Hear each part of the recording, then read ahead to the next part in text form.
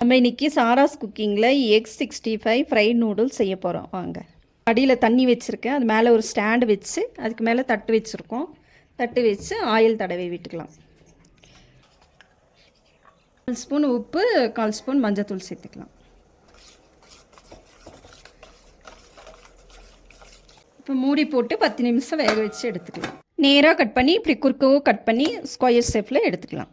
Flower மாவு இந்த கிண்ணத்தில் 65 மசாலா 1 ஸ்பூன், மிளகாய்த்தூள் 1 ஸ்பூன், கட் பண்ணி வச்ச முட்டையெல்லாம் இதில் போட்டுக்கலாம். 1 ஸ்பூன் ஆயில் சேர்த்துக்கிறேன். 1 கைப்பிடி கேப்சிகம்,